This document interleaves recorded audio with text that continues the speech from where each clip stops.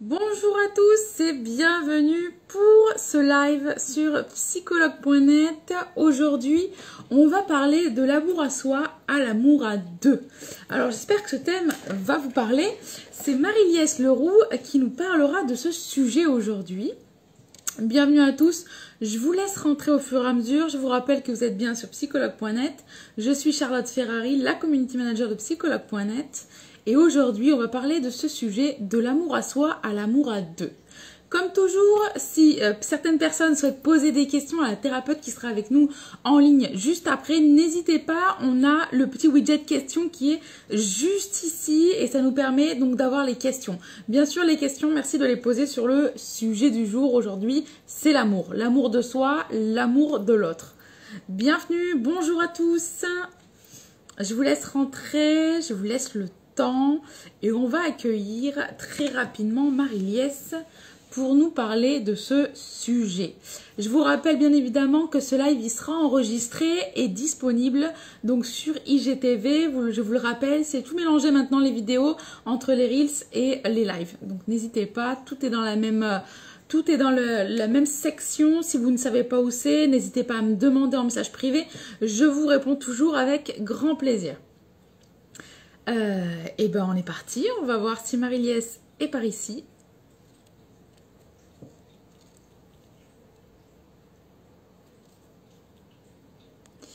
Et on se connecte.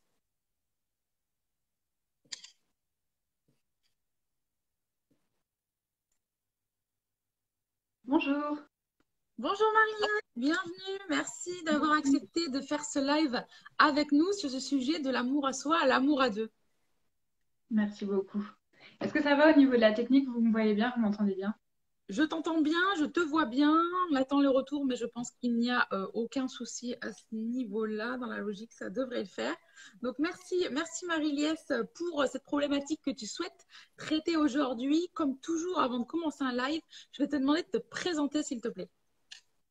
Alors, je m'appelle Marie-Liesse Leroux, je suis psychologue clinicienne et art thérapeute holistique. Ça veut dire que dans ma pratique, j'ajoute un peu d'astrologie, de tarot, d'énergétique pour soutenir et pour pouvoir en fait intégrer les différents niveaux de l'être, parce que c'est ça qui m'intéresse, c'est de pouvoir faire quelque chose de global et puis d'accompagner les personnes vers plus d'autonomie. D'accord, super. Merci Marie-Liesse. Tu fais de la thérapie en ligne, en présentiel, les deux? Oui. Un peu à Paris et beaucoup en ligne aussi. D'accord, ok, intéressant, merci. Donc aujourd'hui, on va parler ensemble de l'amour à soi à l'amour à deux. Alors, il y a déjà eu pas mal de questions là-dessus. C'est quoi l'amour à soi? Est-ce que l'amour tout seul, ça existe? Alors, ça tombe bien, tu vas répondre à toutes ces questions aujourd'hui. Alors, justement, Marie-Liesse, quelles sont les différentes étapes d'une relation amoureuse?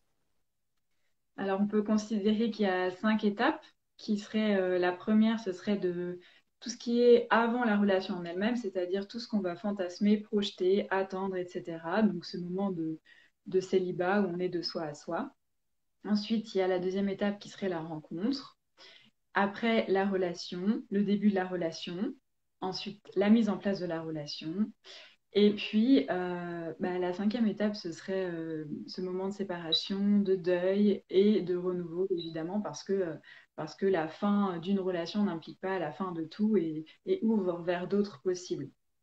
Ce qui est D'accord. intéressant, c'est qu'il y a vraiment tout cet aspect, en fait, avant la relation amoureuse, où on est de soi à soi et où là, en fait, on peut euh, se construire un imaginaire et même se construire, en fait, qu'est-ce qu'on se souhaite dans une relation amoureuse.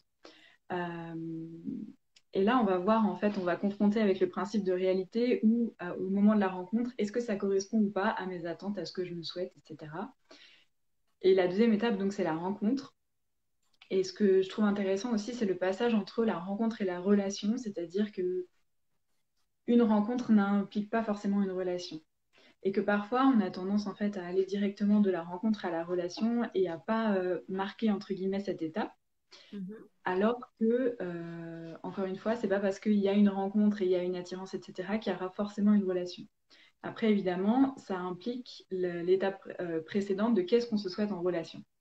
Moi, là, j'ai envie un peu de vous parler du couple où il y a ce que je pourrais qualifier de vrai échange, de quelque chose d'harmonieux, quelque chose de profond, et où donc on va aller creuser et on va aller chercher un vrai lien, un lien qu'on cherche à nourrir, etc. Je ne vais pas aller dans toutes les sortes de relations. Voilà, moi, je vais me focaliser sur ça, mais évidemment, il n'y a pas une seule façon d'être en couple.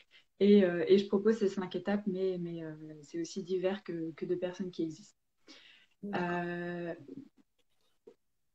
ok. D'accord. Et du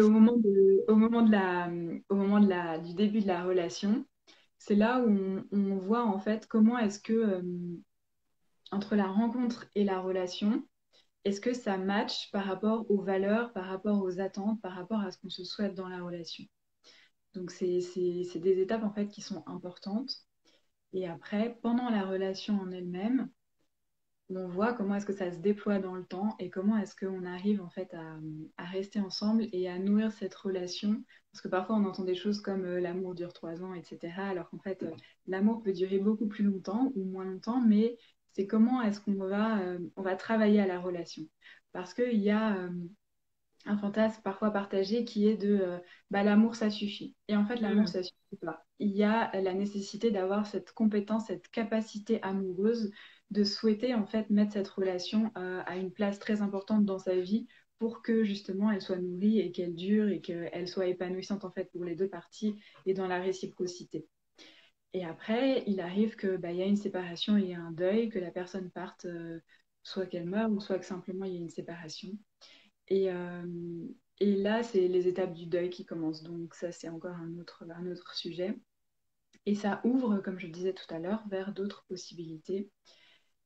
Et donc, ça implique en fait de comment est-ce qu'on a investi la relation et comment est-ce qu'on ouvre la relation, comment est-ce qu'on investit la relation au départ, va jouer sur comment est-ce qu'elle se ferme et comment est-ce qu'on la quitte, comment est-ce qu'on se quitte, comment est-ce que la séparation est vécue, etc.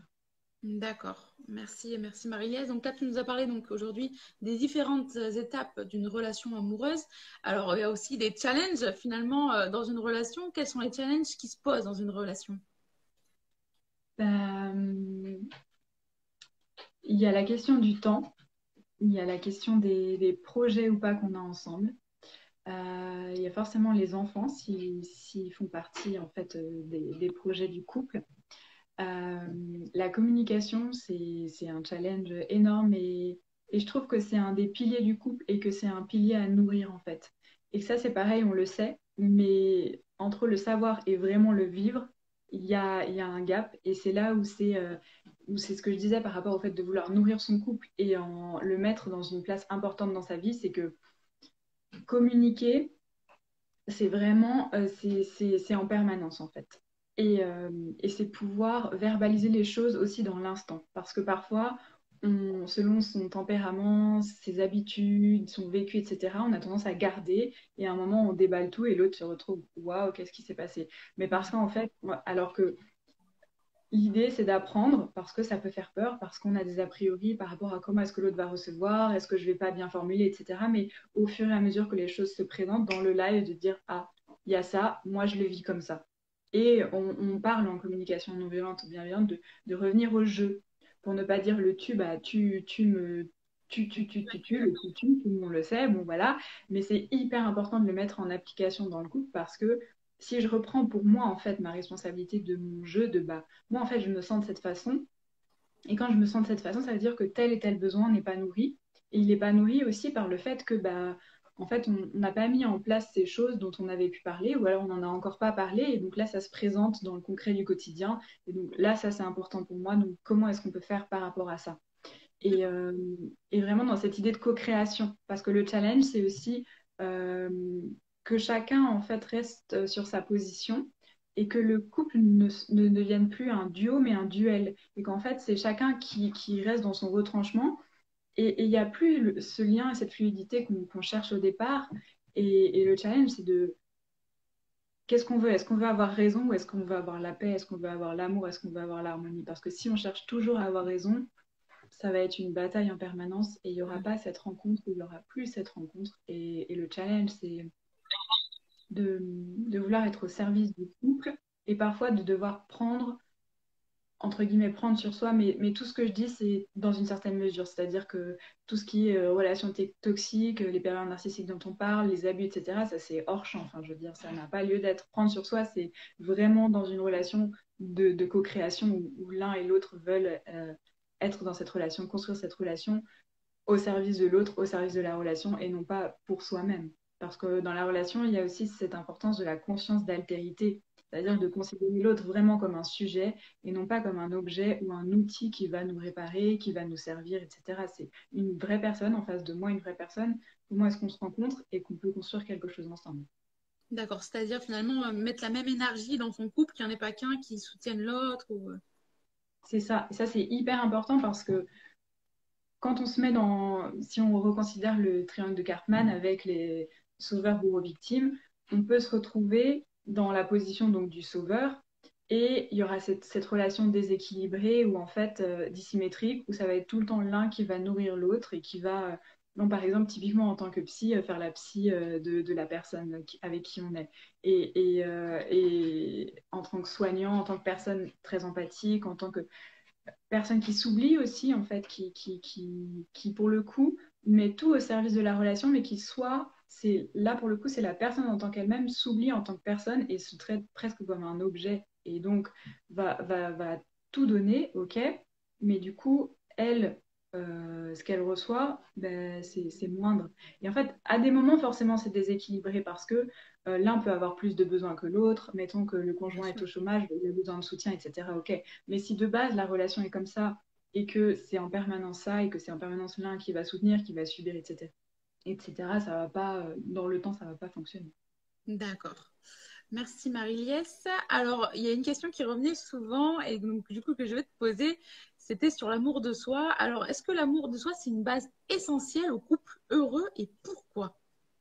Ouais, je trouve que c'est une super question et que c'est effectivement essentiel parce que on a aussi ce cliché parfois de trouver sa moitié d'orange, sa moitié de cœur, etc. Et je pense que sur psychologue.net, ça a déjà été beaucoup dit, mais c'est vraiment, vraiment super important à s'en souvenir. C'est comment est-ce qu'on est un cœur entier, comment est-ce qu'on est une orange entière, comment est-ce qu'on est une personne entière et comment est-ce qu'on on va rencontrer l'autre en étant entier. Et c'est ce qui va faire que la relation, justement, va être équilibrée. Parce que ce qui donne ça, en fait, c'est que quand l'autre vient avec sa moitié, il cherche à découvrir l'autre moitié et il cherche, en fait, parfois même à vampiriser l'autre moitié. Donc ça, c'est tout le champ dont on a un peu parlé tout à l'heure. L'amour de soi, c'est essentiel. Et pour autant, je pense que c'est la quête de toute une vie. Donc, ça demande vraiment d'être aussi nourri, en fait. Et autant la relation demande à être nourrie, la relation à l'autre, mais la relation à soi. Et en fait, la relation à l'autre va être colorée par la relation à soi. Et ce mot relation se veut pour l'extérieur, mais aussi pour l'intérieur. Et c'est comment est-ce que mon couple intérieur, en fait, lui est nourri et harmonieux et apaisé et bien pour que je puisse aller rencontrer aussi le couple de l'autre.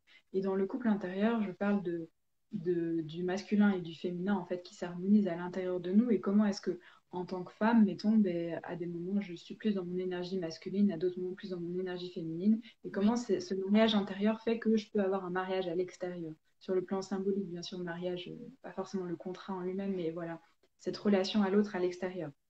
Il y a le masculin et le féminin, et il y a aussi nos parts, en fait, à l'intérieur de nous, qui sont, par exemple, la part paternelle, la part maternelle. Et c'est comment est-ce que dans la rencontre à l'autre, en fait, on vient avec tout ça. Et on vient tellement avec tout ça que on rencontre l'autre apparemment dans le conscient, mais en fait, il y a tout l'inconscient qui vient vers l'autre. Et c'est pour ça que je parlais tout à l'heure de cette étape entre la rencontre et la relation. Elle n'est pas forcément immédiate et elle se fait pas forcément parce qu'on a vu des choses dans le conscient qui nous ont plu, par exemple.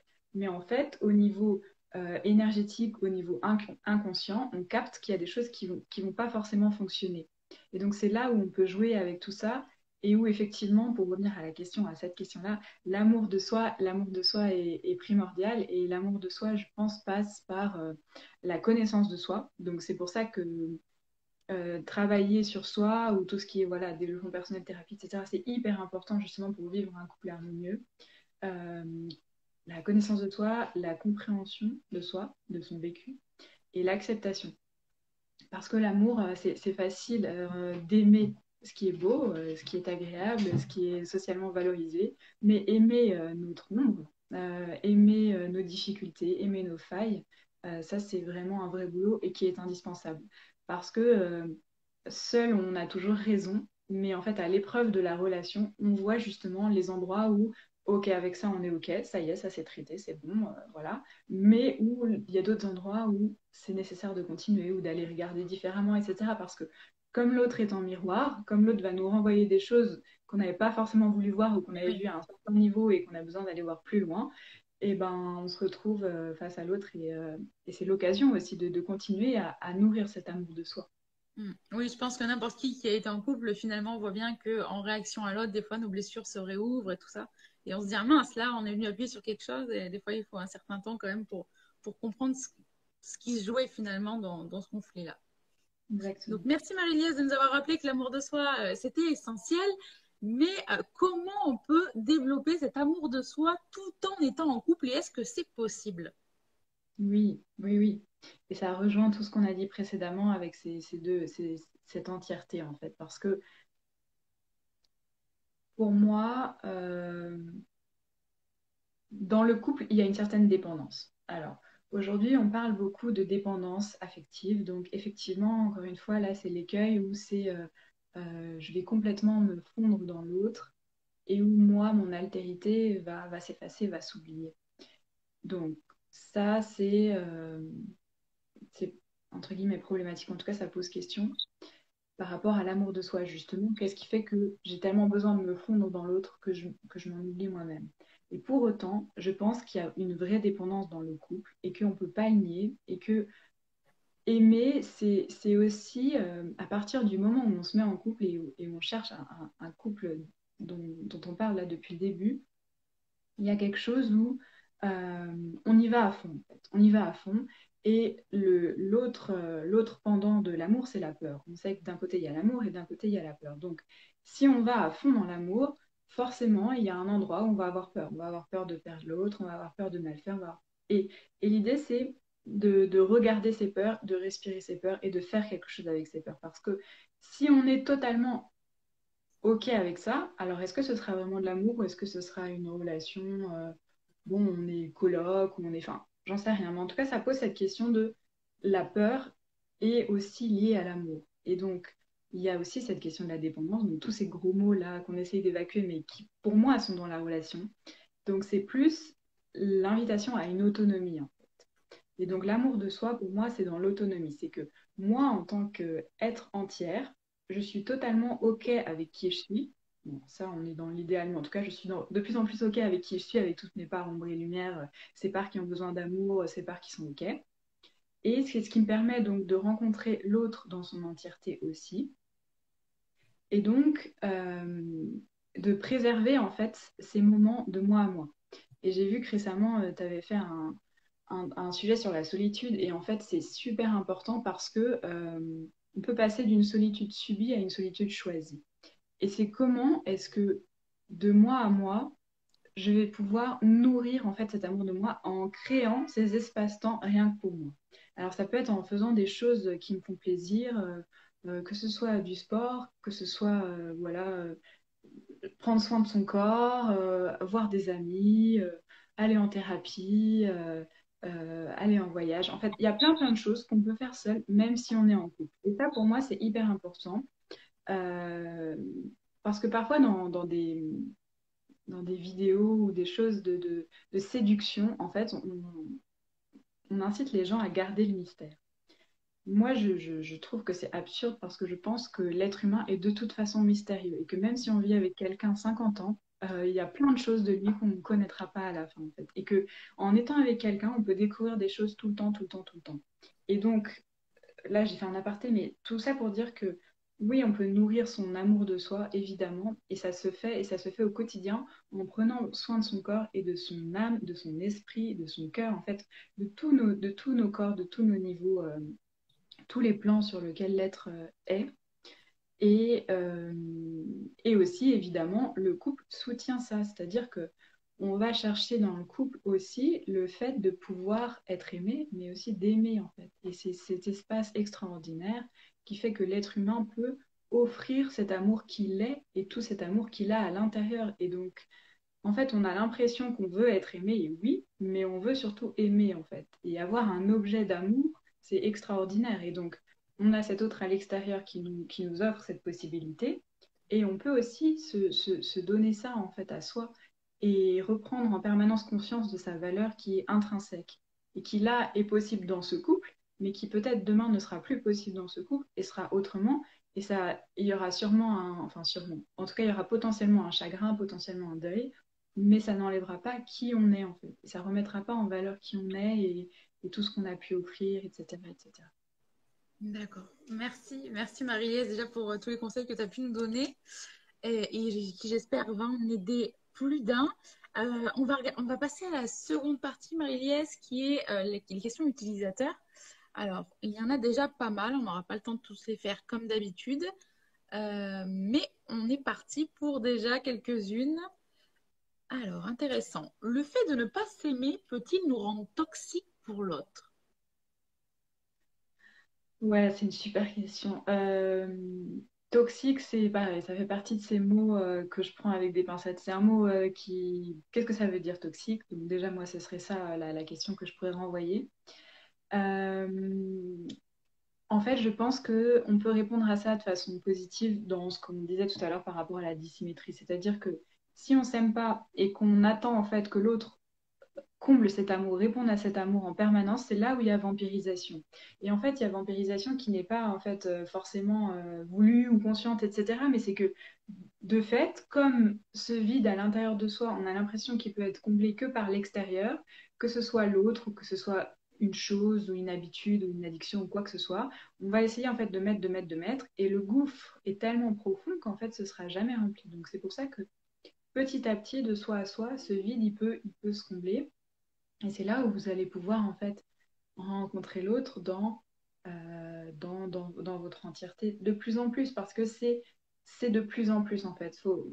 Enfin, ça demande beaucoup de douceur envers soi-même et de patience envers soi-même, de comprendre que on est tellement dans ces habitudes-là en fait de s'auto-flageller, d'être extrêmement dur avec soi, que c'est un chemin en fait pour y arriver. D'accord. Merci, merci Marie-Lise d'avoir pris le temps de répondre à cette question qui était en effet très intéressante. Euh, intéressant. Une autre question de Julie. Ne plus se sentir capable d'aimer après des échecs de relation, comment améliorer cela? Ouais, super intéressant. Et ça parle en fait de ce qu'on voit souvent en psychothérapie, qui sont les schémas de répétition. Et là, donc, dans la relation amoureuse. Déjà, je pense qu'il y a un travail à faire sur comment orienter ses pensées. C'est-à-dire que à force d'expériences qu'on a vécues comme douloureuses ou compliquées, l'esprit, en tout cas le mental, va se focaliser sur ça et va dire, bon, bah, c'était comme ça, donc ce sera toujours comme ça. Alors qu'en fait, c'est pas parce que c'était comme ça que ce sera toujours comme ça. Et vraiment, vraiment, vraiment. C'est-à-dire qu'il n'y a pas une fatalité, c'est-à-dire qu'il y a à un moment des expériences qui font que ça se passe comme ça, mais c'est en lien avec le vécu. Et le vécu qui remonte souvent à loin, en fait, ça peut être l'enfance, ça peut même être le transgénérationnel. Et en fait, il y a des nœuds à dénouer par rapport à ça pour qu'il y ait quelque chose qui puisse s'ouvrir dans la prochaine relation. Donc en fait, euh, Julie, je pense que euh, c'est impossible de ne plus pouvoir aimer. Je pense que vraiment c'est impossible. C'est-à-dire que on se met des barrières et on se met des mécanismes de défense pour se protéger parce qu'on a l'impression qu'en fait il y a quelque chose à l'extérieur qui va nous agresser. Alors qu'on peut aussi aller déconstruire ça et se rendre compte qu'en fait il n'y a rien. Il n'y a rien. Enfin, je veux dire, c'est comme je disais il y a quelques instants, on est amour, donc c'est pas possible de plus aimer. Ce qui est possible, c'est que la peur prenne plus de place que l'amour, parce que à force justement d'avoir été blessé, eh ben, on va avoir ce mécanisme en fait de survie reptilien, de se dire waouh, je veux plus, donc ok, je me mets en mode off. Mais en fait, c'est possible de re-aimer, c'est aller voir ce qui s'est passé pour vous et D'accord. focaliser vos pensées sur du positif ou en tout cas sur l'ouverture à que ce soit possible parce que l'énergie suit la pensée, parce que votre façon de penser va faire que dans votre vie, ça va se matérialiser d'une façon ou d'une autre. Mais ça, on ouvre un autre champ, mais en tout cas, voilà les pistes que je peux vous donner pour l'instant. D'accord, merci Marie-Liesse. Alors, on va regarder une autre question qui m'a paru intéressante et je l'ai vue poser dès le début, même plusieurs fois. Alors, Anaï qui nous dit quelle est la différence entre l'amour de soi et l'égoïsme? Ah ouais, c'est aussi une super question. Parce que c'est l'écueil auquel on pense en fait. Quand on pense amour de soi, on pense aussi à ça. Et en fait, moi, à la place d'égoïste, je mettrais peut-être égocentriste parce que être égoïste, pour moi, c'est l'opposé d'être généreux. En tout cas, c'est l'autre face de la médaille d'être généreux. Et il faut considérer que dans sa vie, à des moments, on est généreux, à d'autres moments, on est égoïste. En fait. On a des traits de caractère, oui, mais c'est pas gravé dans le marbre. Et c'est toujours revenir à soi, en fait. C'est toujours revenir à soi, parce qu'on a tendance à projeter les choses à l'extérieur. Mais comment est-ce que moi, je suis, en fait? C'est ce qu'on disait tout à l'heure, c'est aimer, en fait, au lieu de vouloir être aimé. Et c'est la même chose. Euh, donc la différence entre l'amour de soi. L'amour de soi, pour moi, il se situe vraiment à un niveau, je parlais des différents plans, c'est le cœur, en fait. Donc l'amour de soi, il fait que on est à l'aise avec qui on est et qu'on n'a pas besoin de prouver quoi que ce soit. Dans l'égoïsme, il y a quelque chose, donc là vous utilisez le mot égoïsme, donc je reprends ça, mais dans l'égoïsme, il y a quelque chose où on veut garder pour soi en fait. Donc c'est pas du tout la même chose parce que si je m'aime en fait, je suis en paix avec moi et donc ce que je ressens et ce que j'ai, ça déborde et ça fait que ça rayonne et ça fait que j'ai envie de donner. Donc ça n'a juste rien à voir. Par contre, si vous parlez d'amour de soi et d'égocentrisme, en fait, d'être tout le temps narcissique, enfin, d'être tout le temps sur soi, oui, ça, ok. Donc, je reviens à la même chose, c'est que ça se situe, l'amour de soi, c'est dans le cœur et ça déborde dans toute sa vie, en fait.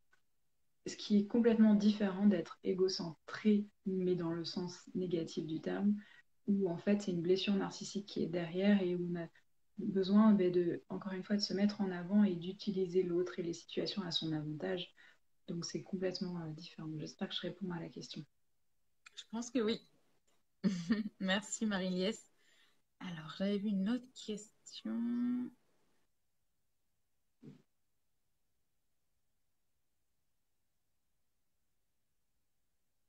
Alors, il y a Elia qui nous dit, on s'aime nous-mêmes, on n'a pas besoin de l'amour extérieur. Qu'est-ce que vous en pensez, s'il vous plaît? Ah, franchement, vous avez des super questions. Euh, oui, en fait, c'est un sujet tellement vaste qu'on ouvre aujourd'hui qu'on ne peut pas y répondre en une demi-heure et qu'effectivement, il y a toutes ces questions-là. C'est que, en fait, le couple, c'est une opportunité pour moi pour justement offrir cet amour qu'on est, qui déborde à une personne privilégiée. Ok.